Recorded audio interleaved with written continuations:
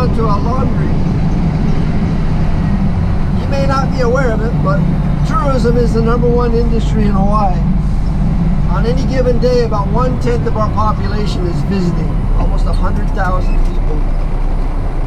And as a result of these people vacationing in Hawaii, somebody's got to do their laundry. Not their clothes, but all the stuff they use. Towels, sheets, pillowcases.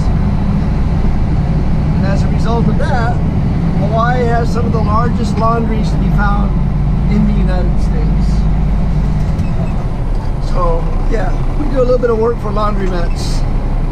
In fact, a lot of our drivers, that's their side hustle, their second job. They're working at night, hauling laundry to the hotels.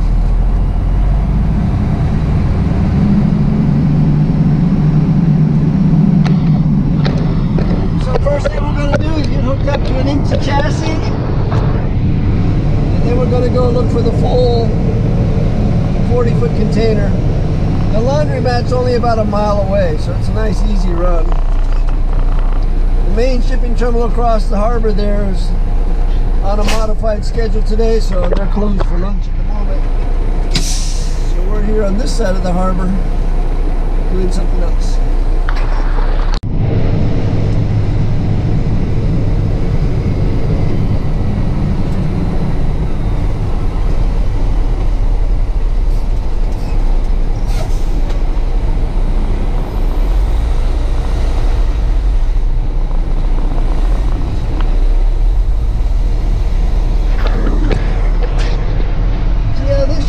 Doesn't close for lunch, but it does modify. There's two gates, a front gate and a back gate.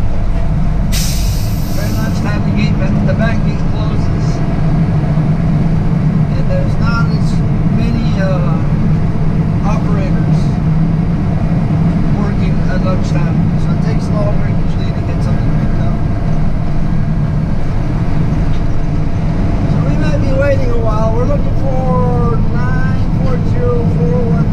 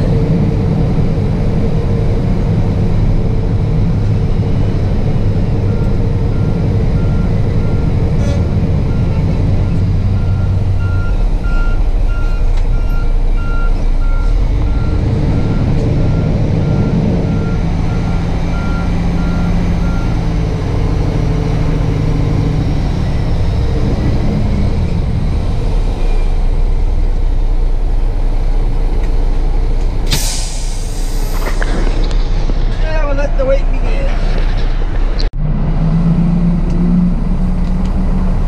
12:45, so that took half an hour.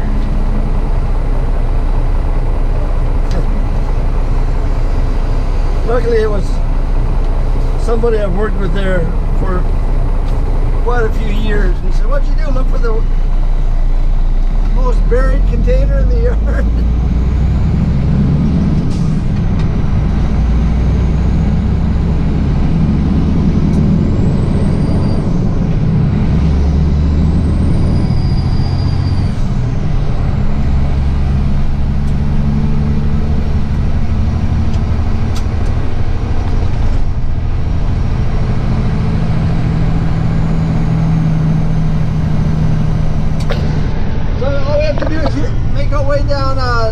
Highway here for about, I don't know, half a mile.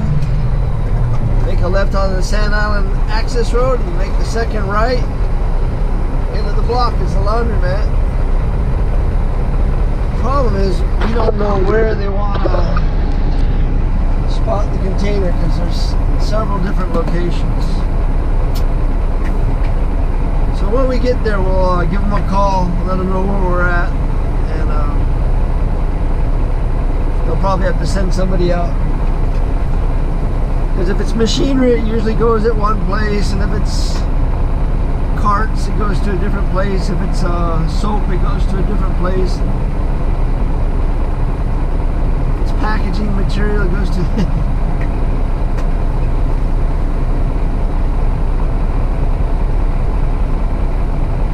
Not to mention, sometimes we actually have actual textile product that they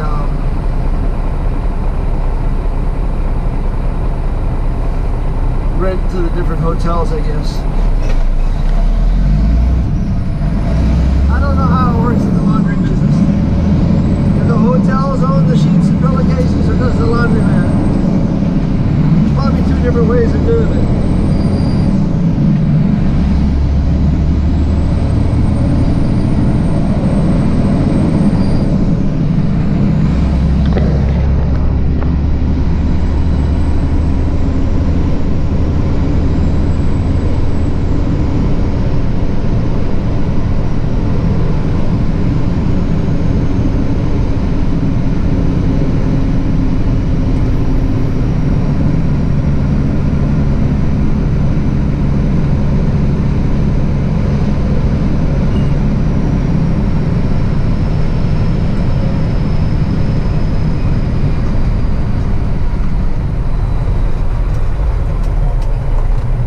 Sure, but I'll bet you there's some hotels that actually do their own laundry, but that's got to be difficult because, first of all, when you're dry cleaning in bulk like this, it produces a lot of steam and heat and fragrances that many people won't like. And so that have that around your hotel probably isn't that great. And then also in these big hotels, you know, the first floor is always stores and you know, gift shops and restaurants, and then the second level is usually restaurants and like ballrooms and stuff, which means the basement would be like the only area where they could put a laundromat. And most of the basements in right here, automobile parking, they charge as much as $20 a night just to park your car in Waikiki.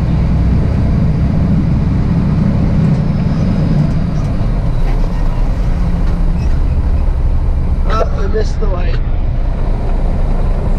This is a long 5-minute light too.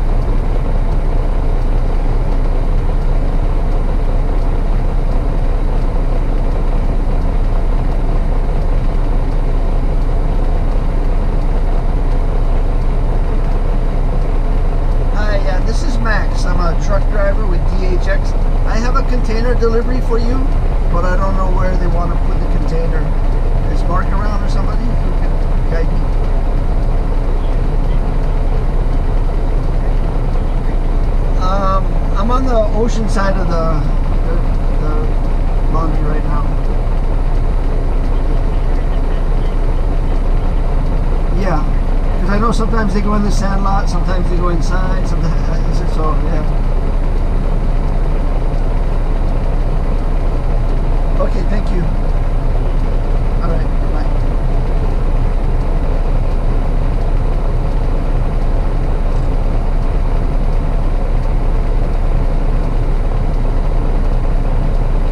And now we wait. I was just thinking, this is probably what's inside. You see the carts with the laundry inside them? That's all the clean stuff. It's probably something like that, because a few years back, one of the big hotels out in Coalina, I'm not sure if it was Marriott or I think it was Marriott, they were closing the hotel and they were going to remove all the furniture and basically reset the hotel, new furniture, new beds, new mattresses, everything. So it's 14 stories high, I think. And they were doing it all at once. And so we took a few truckloads of nothing but linens over here to the laundromat because they weren't going to need them for a while, so they might as well just keep them in circulation with the other hotels. So I'm guessing it might be something like that inside the container. I don't know. We might find out, we might not. In the meantime, we wait. Okay, there comes our adult supervision there. In the back parking lot.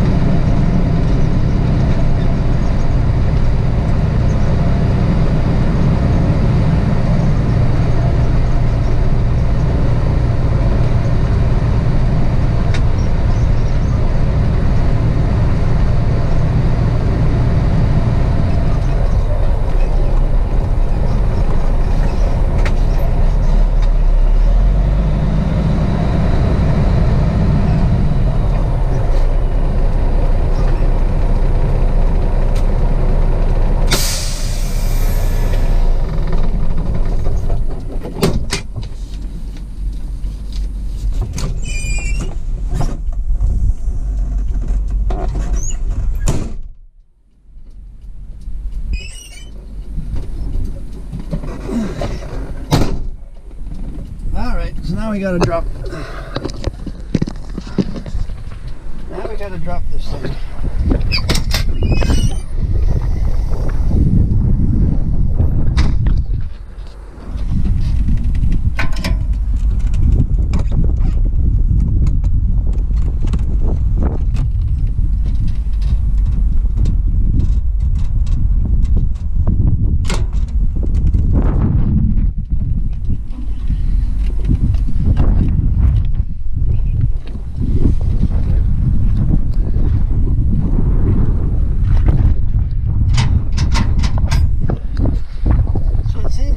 One of their machines went down, and while it was down, they sent their laundry to the neighbor island where they have another laundromat, and they did the laundry over there. You say the machine should be just about fixed.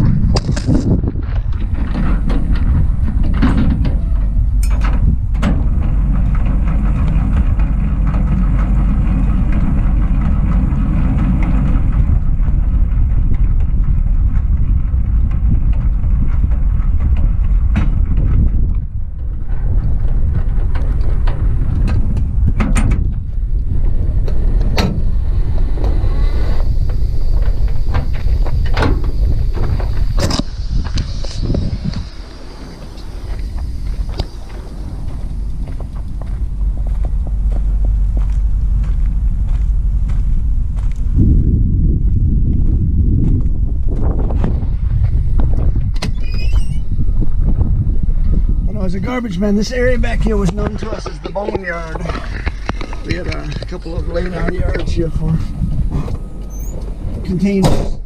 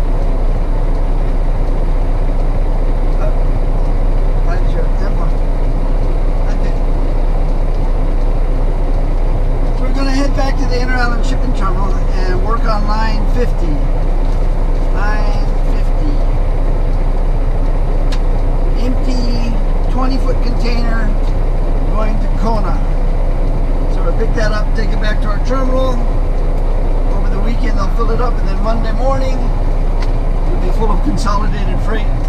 We'll take it back to the Inter Island shipping terminal and ship it off to the Big Island of Hawaii. That'll be our next one.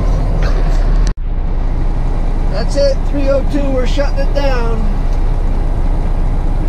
Not the last one, but definitely not the first one either. That's it, the truck's already made it back.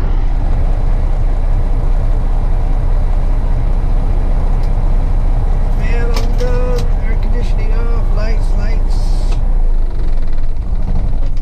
engine, silence.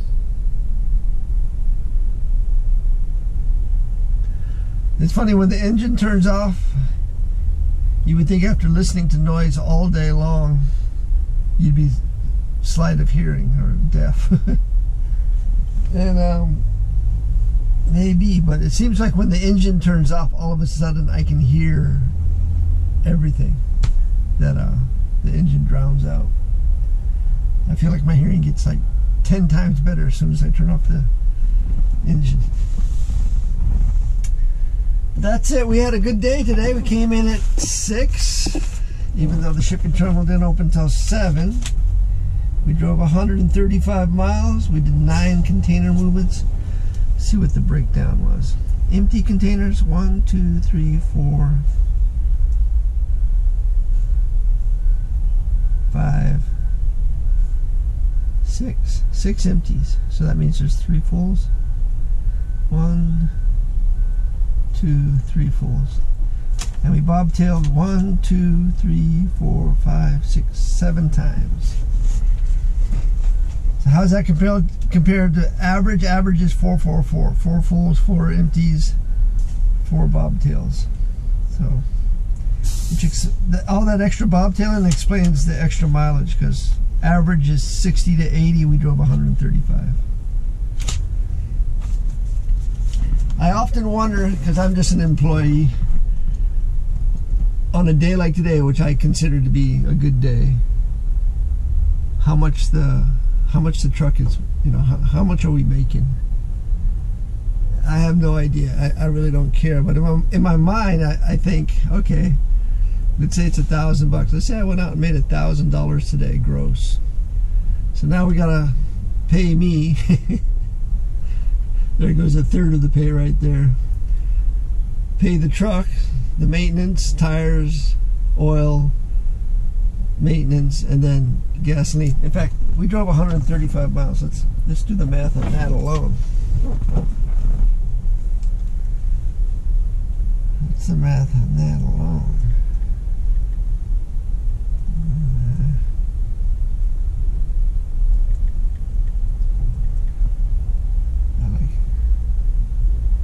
Calculator. So we drove 130 miles, 135 miles. Divide that by, I'm gonna say 8 miles to the gallon.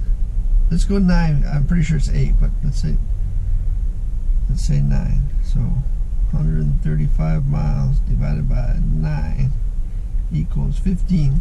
So that's 15 gallons of gas. And I think it's around $6 a gallon for diesel.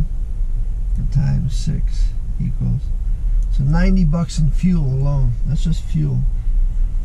Not to mention insurance and registration.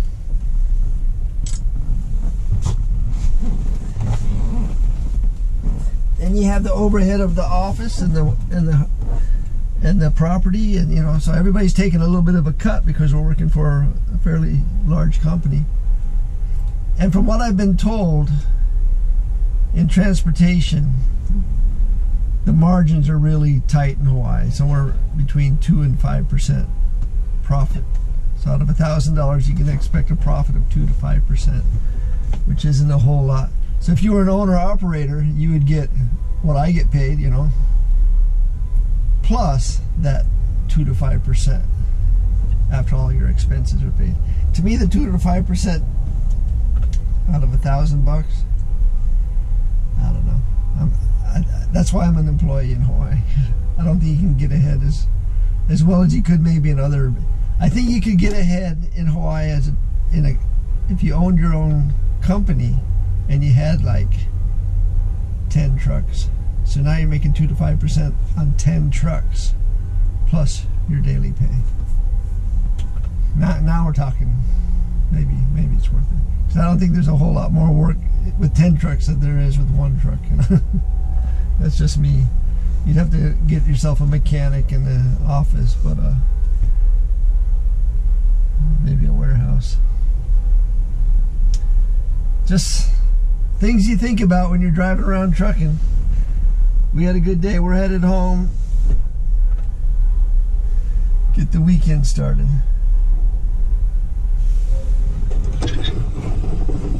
I picked up your 20 in that little alley up by UH. Oh, they got it done already? Yeah. Oh, I told the guy, I was like, dude, we're going to be finished by 4 o'clock.